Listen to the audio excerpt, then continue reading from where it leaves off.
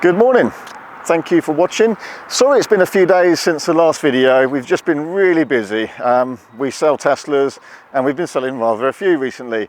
Plus we've been helping our friends at Car Wow with some filming, and you may well recognise my car here from a recent Car Wow video.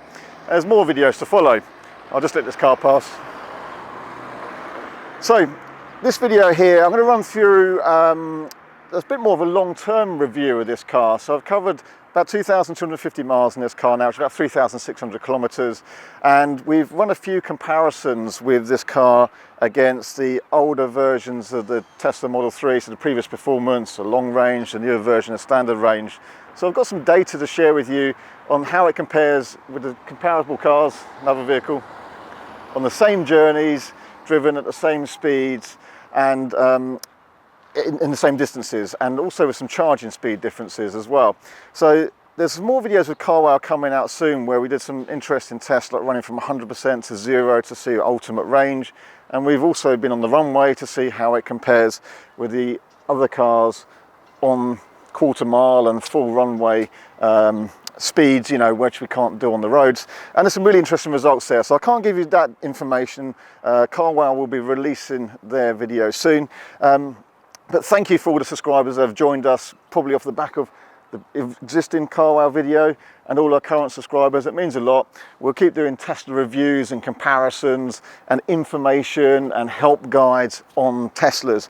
But firstly, I think I'll get it cleaned up, and then I'm going to run through what it's been like to live with this car for the last 2,200 miles and 6 weeks of ownership.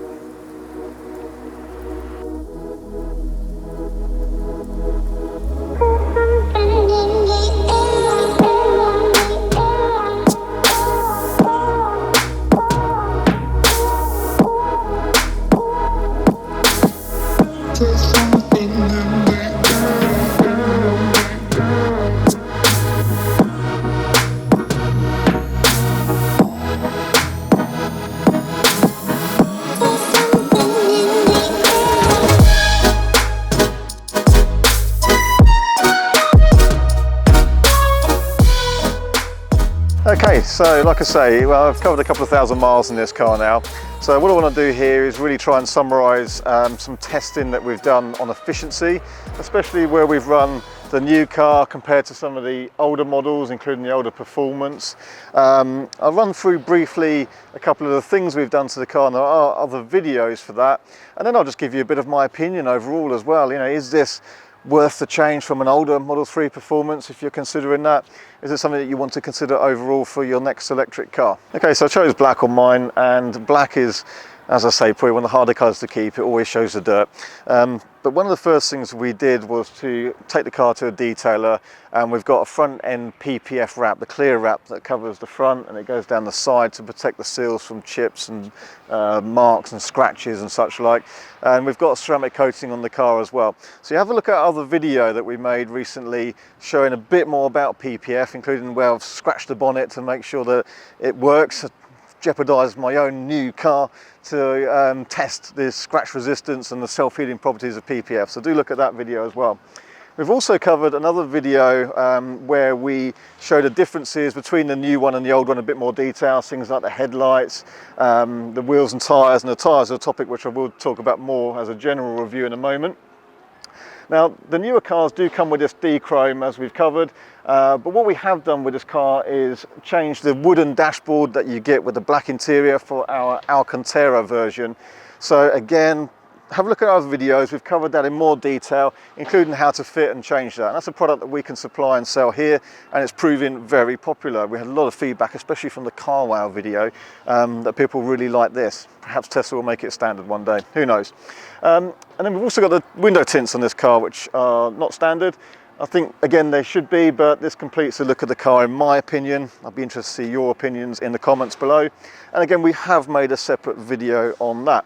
So in a moment, I'll get a bit more technical because the whole point of this video now is we've done a couple of thousand miles. What do I think of the car? how efficient is it and how does it compare to the previous cars.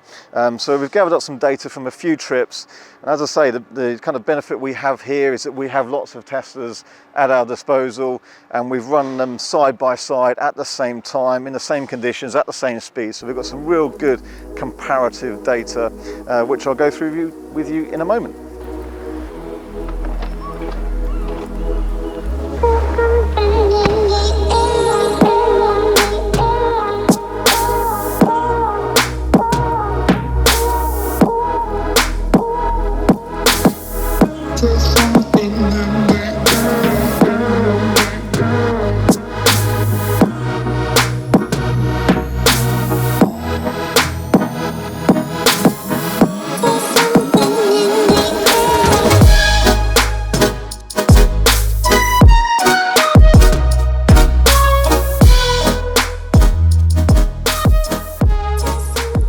Okay, so I had my first Model 3 Performance since June 2019, so the original one, and I loved it. In fact, I had 2 or 3 of those in sequence, and great cars.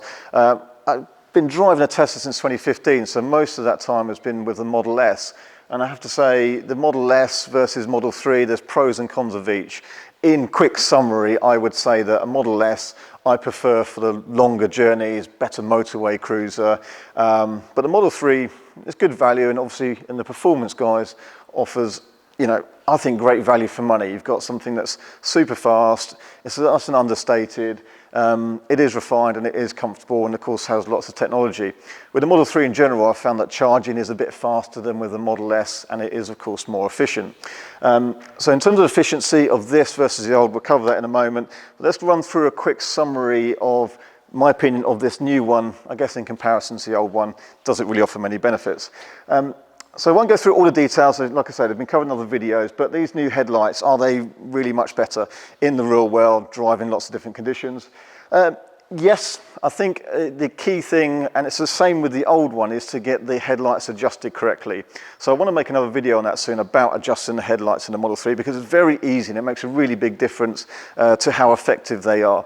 But they are good. They're not massively different to the previous one, but I think, as has been discussed quite a lot now, these will probably have some enhanced features with some software updates. So the LED matrix, and we'll probably see some functionality like shadowing and cornering.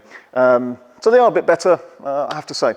I think one of the main points of topic really is going to be about these tyres. So the switch from Michelin's to Pirelli's.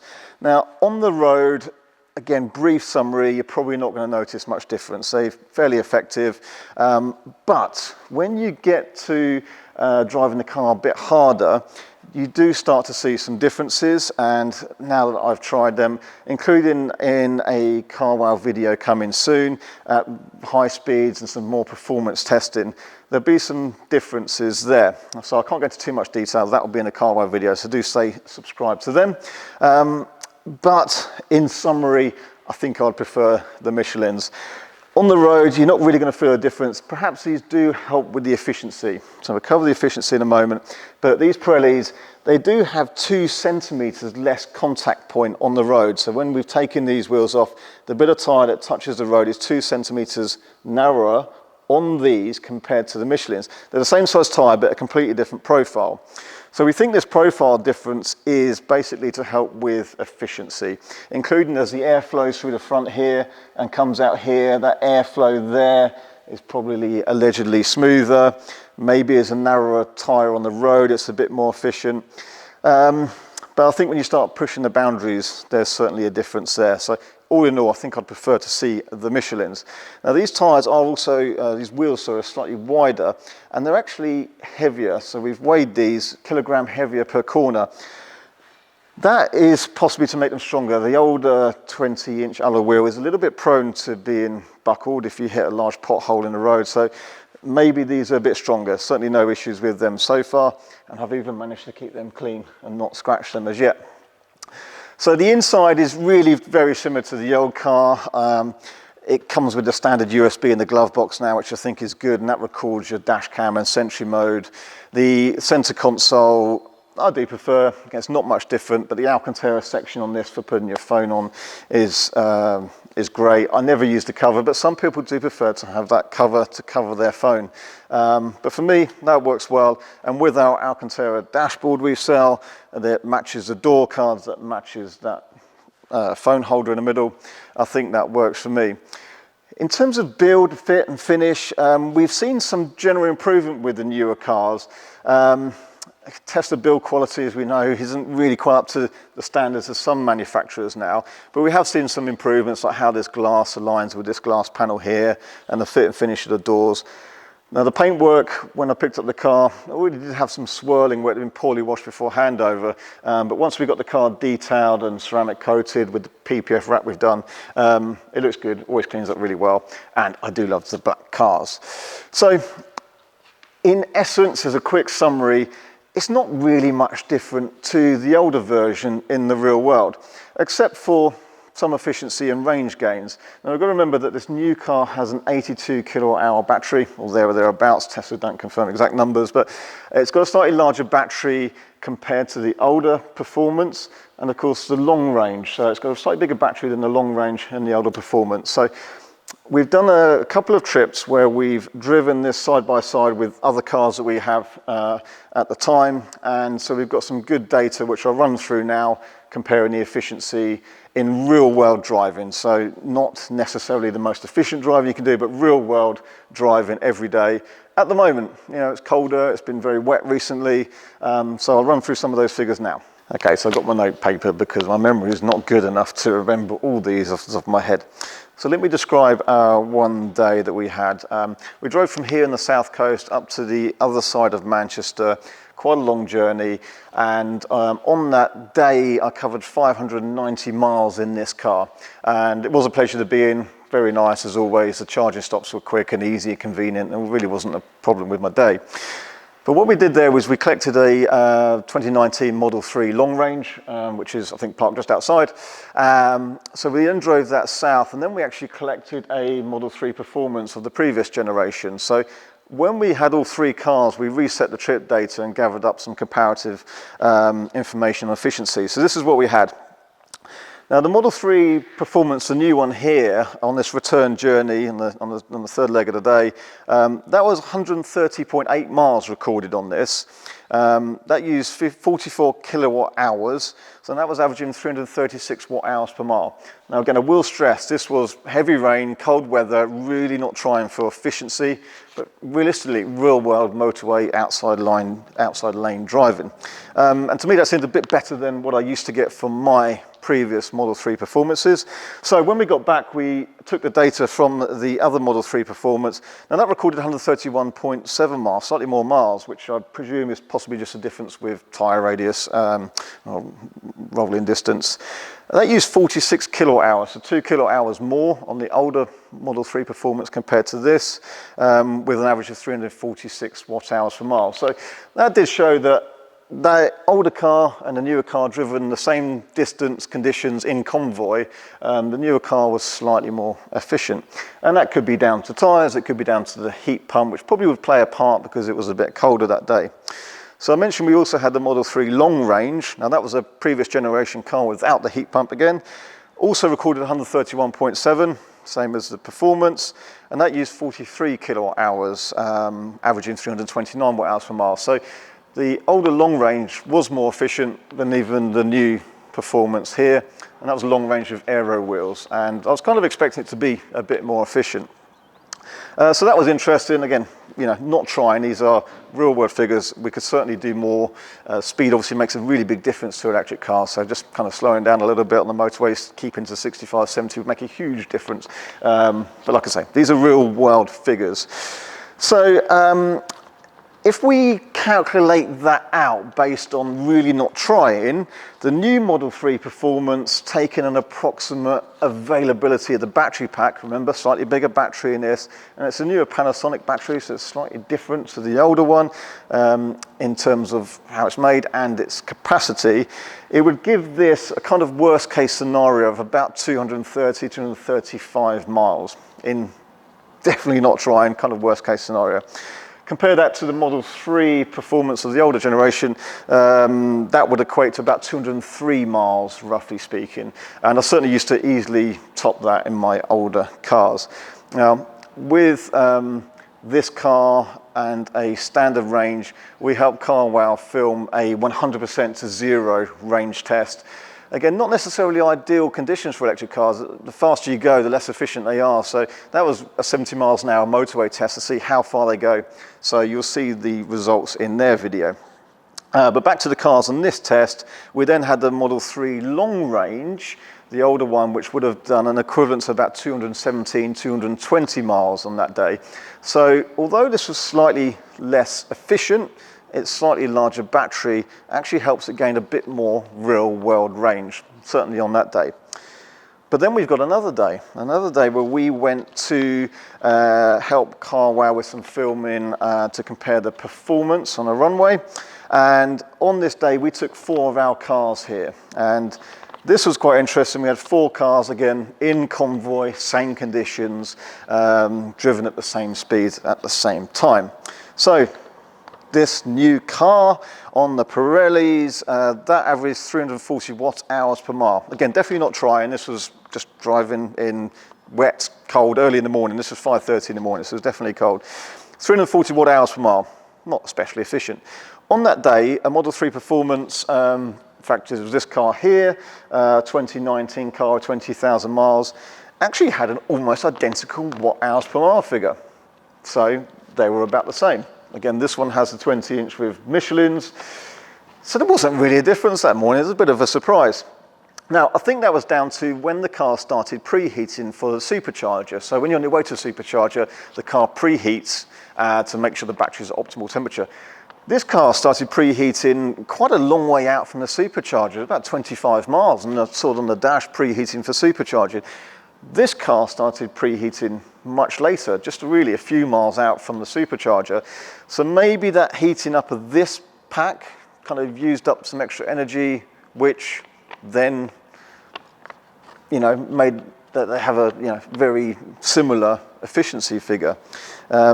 Also, it was wet initially, but then it was drier, whereas the previous run that I just described was a much wetter day. So maybe the wet versus dry makes a difference with these tyres. Maybe the Michelin's just far less efficient in the properly wet roads. That's my theory, really. I think it's down to the tyres in different conditions, so kind of more of that to come.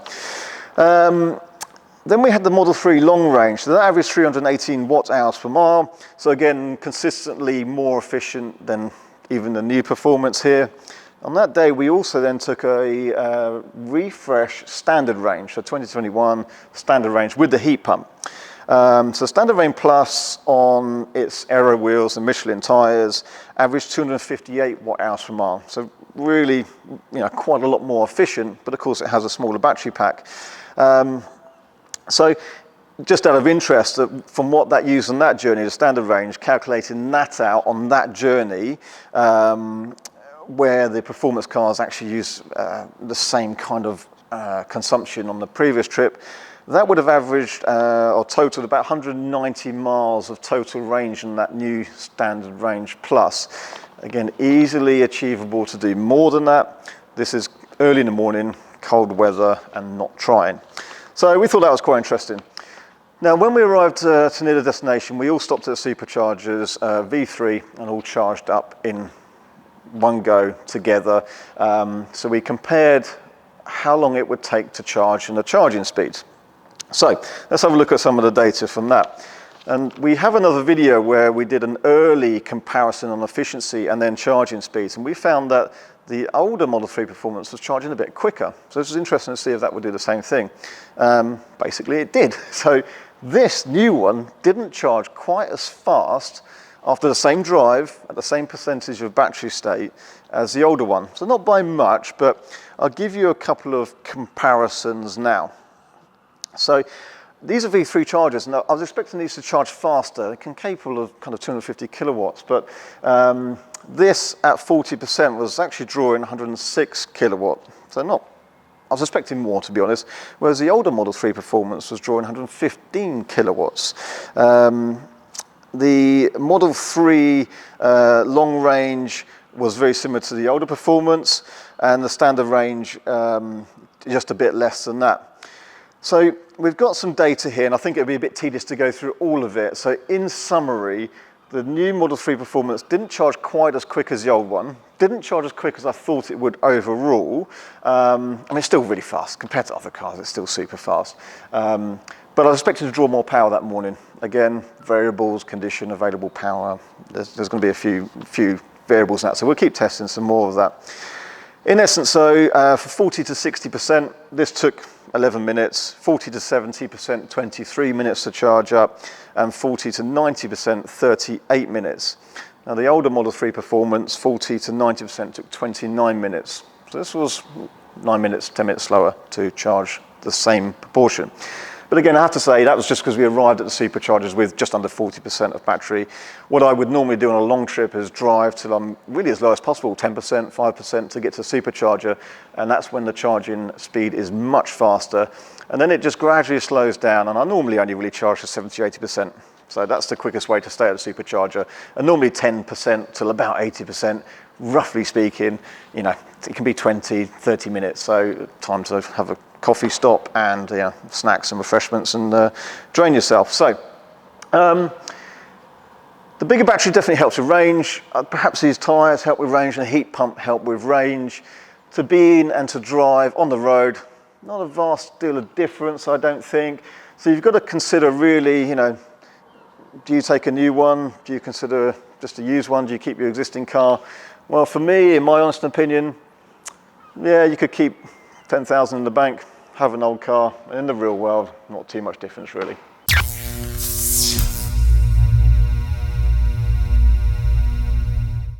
Thanks for watching. I hope that was useful. Like I say, our primary business here is selling used Teslas. We have a lot of them. But it's fun to make these videos, and we obviously have the opportunity to make comparisons and show information on the new models and new features and help guides. So we'll continue to do that. Do let us know in the comments below your opinions, your thoughts, and anything else you want us to test or review or try and show you with these different cars and perhaps with the new Model 3s. We may even have one of the cars coming from China soon, so we'll make a video on that, of course, if that comes through, and try and spot any differences there. So please subscribe to our channel, hit the bell icon so you do get notifications of new videos. We've got quite a lot to come, and there's a couple with CarWow, as I say, and so I can't give the information on those, that's for them, but we've enjoyed doing some filming with them, so make sure you have a look at CarWow videos with Teslas. It's usually us and one of ours, so there's some good content there. I want to make you aware, obviously, have a look at our website, rsev.co.uk. There's a bit more information about us and our company, and certainly of the cars we sell here. I've been selling Teslas since 2015. There's not too much we don't know about them, so if anyone has any general questions, we'll always try and help out for sure. I also want people to check out our chosen charity, a charity called seesaw.org.uk, S-E-E-S-A-W. That's a great charity based in Oxford, and I've got a family connection with this charity. So if you feel charitable one day, consider that charity in mind for any donations. So lastly, if you're considering a new Tesla, we do also have our referral link available, which we'll put in the comments below. So if you are buying a new Tesla, you can click through that link. You have to click through the link and then configure or order your car from that, and you will benefit usually from some free supercharging miles. So we'll wrap up for now. I hope that was great. We'll see you on another one.